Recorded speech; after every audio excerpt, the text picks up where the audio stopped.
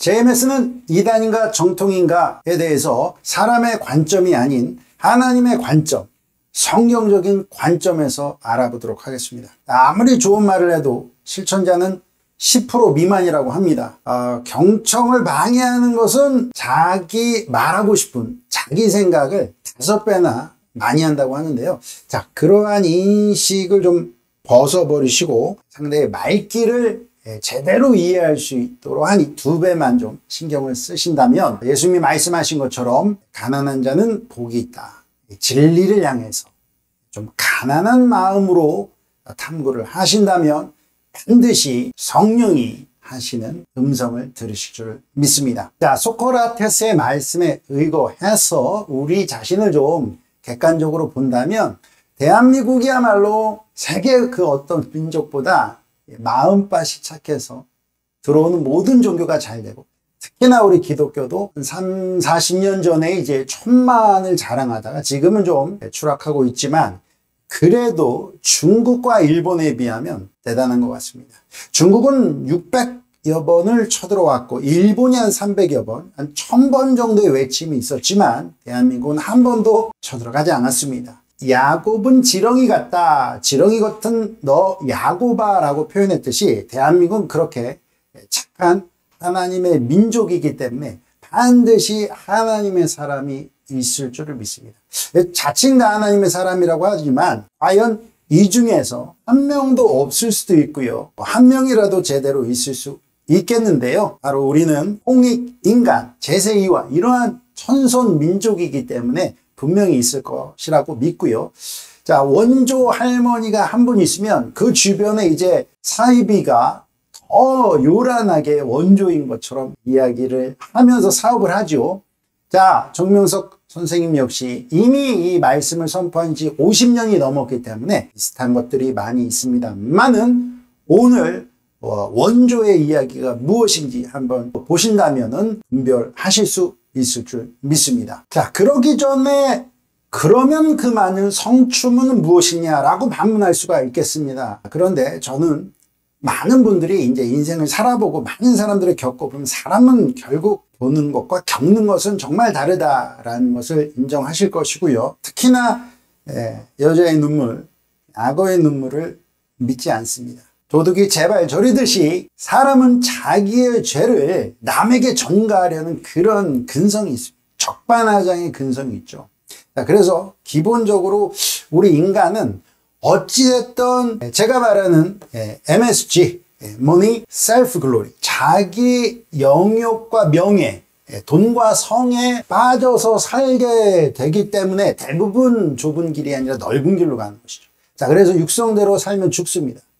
육성을 말씀으로 이기고 영으로서 육의 행실을 죽여야 살 수 있다는 이 신앙의 본질을, 그렇게 예수님과 하나님께 나아가는 것이 신앙의 본질이다라는 것을 생각해 볼 때 너무나도 많은 사람들이 적반하장격으로 당신이 잘못이, 너가 문제 있어 라고 하면서 정명석 목사님을 음해하는 것들을 저는 10년이 아니라 30년, 이제 40년 가까이 M뿐만이 아니라 A양, B양, C양 너무나도 많은 사람들을 보아왔기 때문에 참으로 교묘하고 집요하게 거짓 증거를 하고 있는 모습들을 보아왔습니다. 50번 산 것이 아니라 50번이나 짜집기한 위조 녹취 파일을 가지고 하나님이 가장 싫어하시는 거짓 증언하는 것, 이간질하는, 그래서 선한 사람의 피를 흘리는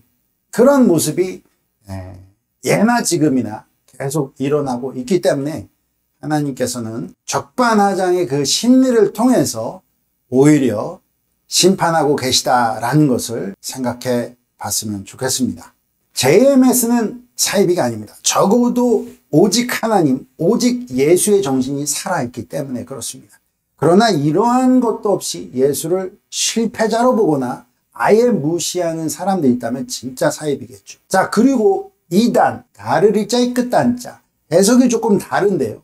뭐니 해도 첫 번째 다른 것은 바로 신부론이 되겠습니다. 마치 2000년 전 예수님께서 이제 종으로 만족하지 말고 자녀가 되어서 하나님을 사랑하자 한 것처럼 정명석 선생님 역시 이제 자녀로 사랑하지 말고 신부가 되어서 아주 무촌지간으로 목숨을 다해서 사랑하자라는 것이 다른 교리입니다.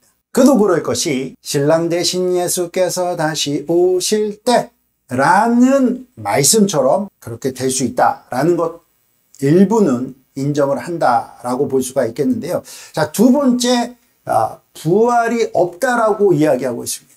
야, 그러면 2000년 동안 이 기독교의 신념이었던 예수의 부활을 부인한단 말이냐? 네, 부활은 있습니다만은 육체의 부활이 아니라 그 대상이 영혼에 있다라는 것입니다. 자, 그러면 예수님께서 물고기를 드시고 제자들과 나눠 먹기도 했는데 그것이 다 거짓말이냐라고 물을 수 있겠죠.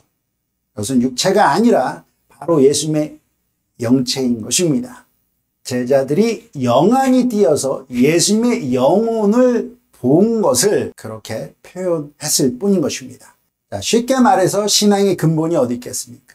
사람을 심신으로 본다면 이 신앙의 근본 대상은 몸에 있겠습니까? 마음에 있겠습니까? 아니면 더 높은 영혼에 있겠습니까? 바로 정명석 목사님의 이 비유의 그림을 본다면 육체가 뿌리 역할을 하고 혼체는 기둥 역할을 하고 그 다음에 이 영이라는 열매를 천국으로 거두어 가시는 하나님의 우상을 생각해 본다면 우리 신앙의 근본 역시 정신과 마음, 영혼에 있다라는 것을 알 수가 있습니다. 자, 그도 그럴 것이 남존 여비 사상이 있듯이 성경의 맥락을 보니 영존 육, 영이 귀하고 육이 무익하다라는 것을 보여주고 있는데요. 자, 요한복음 6장 살리는 것은 영이니 육은 무익하니라. 자, 고린도전서 15장 혈과 육은 하나님 나라 천국을 아예 이어받을 수 없다. 또 히브리서 9장 7절 육체가 한번 죽는 것은 사람에게 정한 이치다 라고 했기 때문에 목수의 아들로서 예수님 역시 사람이었기 때문에 한번 죽는 것이 이치다라는 것이었죠. 자, 그리고 성경에서 보는 죽음과 삶, 생사의 개념을 보니 신체와 정신적인 영역이 있을 때 바로 정신적인 영적인 영역이 더 강조되는 것을 볼 수가 있는데요. 계시록 3장 내가 내 행위를 하노니 사대교회에 편지를 하노니 내가 살았다는 이름은 가졌지만 죽은 대로다. 자, 한국교회 살았다고 할 수 있지만 실상은 죽었다. 바로 그 마음과 정신, 행실이 죽었기 때문에 그런 것이죠. 자, 요한은 사랑하지 아니하는 자는 사망에 거한다라고 말하고 있고요. 자, 에스겔 역시 범죄하는 영혼은 죽을지라고 했습니다.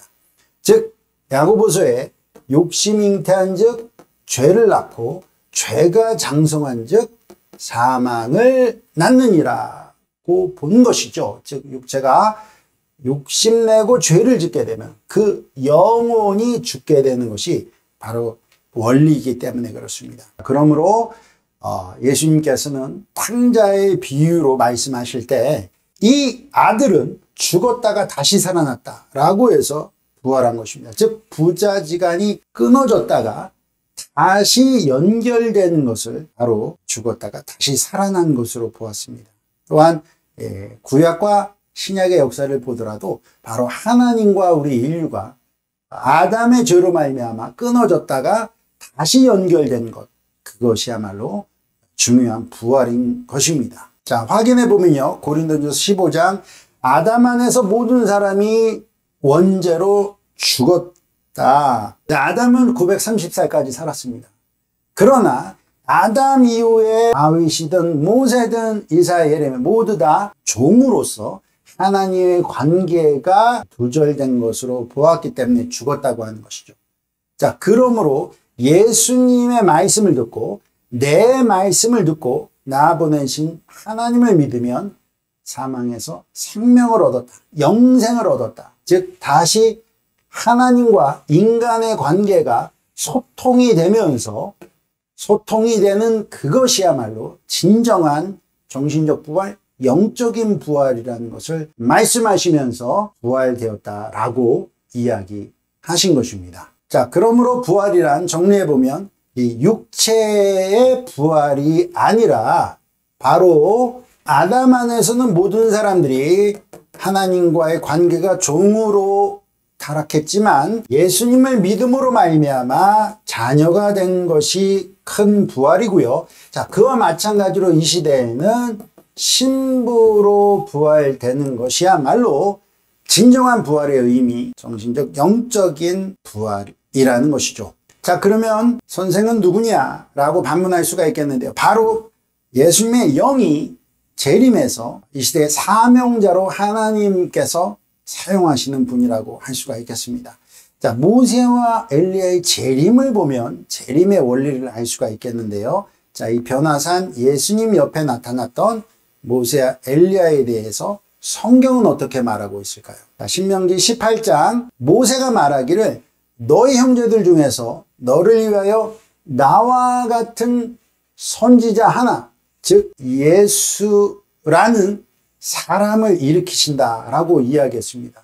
자, 그러니까 요한복음에 예수께서 말씀하시기를 모세 그가 나 예수에 대하여 기록하였느니라. 그러나 그의 말도 믿지 아니하고는 어찌 내 말을 믿겠느냐. 이미 모세는 이러한 일이 일어날 것을 알고 예언했지만 유대인들은 모세의 말도 예수님의 말도 믿지 못했던 것이었습니다. 또한 말라기서를 보면 여호와의 크고 두려운 날이 이르기 전에 선지자 엘리야를 보낸다라는 말씀이 있습니다. 예수님이 태어나시기 전에 엘리야를 보낼 것이다. 그러나 그 엘리야는 누구였을까요? 과연 구약의 엘리야가 신약에도 동일한 모습으로 나타났을까요? 아닙니다. 바로 세례요한의 모습으로 나왔다고 누가복음 1장 17절 그가 엘리야의 심정과 능력, 즉 세례요한이 엘리야의 심정과 능력으로 와서 아비의 마음을 자녀에게 돌리킨다라고 나와 있기 때문에 바로 엘리야의 영이 세례요한의 육신에 임해서 재림의 역사를 이루는 것입니다. 마찬가지입니다. 갈릴리 사람들아 너희가 어찌하여 하늘을 쳐다보느냐.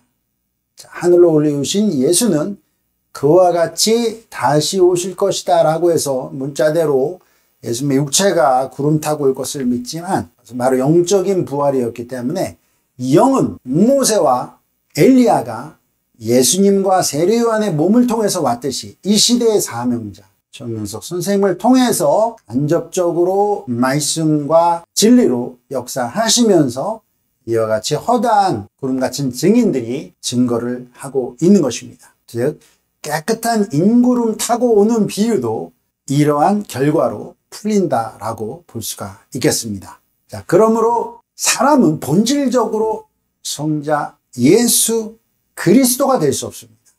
본질적으로는 오직 성자 예수님만이 그리스도시요. 사람은 메신저로서의 하나님의 사람으로서의 사명을 한다라는 것을 정확하게 구분해서 말씀하시기 때문에 스승께서야말로 오직 하나님, 오직 예수의 정신을 날마다 모두에게 가르쳐 주고 계신 것입니다. 전 세계적으로 K 열풍이 대단합니다. 과연 K 종교에는 그렇게 참된 대한민국인이 없다라고 단정할 수 있을까요? 분명히 있다라고 보는데요. 그 중에 한 분이 바로 정명석 선생님이라고 생각하고요. 그는 루터와 같은 혁명가이고 마하트마 간디 같은 영적인 구루라고 생각을 합니다. 30개로 정주행을 통해서 다시 한번 이 시대에 성자 예수님의 그 깊고 깊은 말씀을 경청해 주신다면 분명히 참 목자가 하는 말씀에 귀가 열리고 성령의 감동이 있을 줄을 믿어 의심치 않습니다. 끝까지 경청해 주셔서 감사합니다.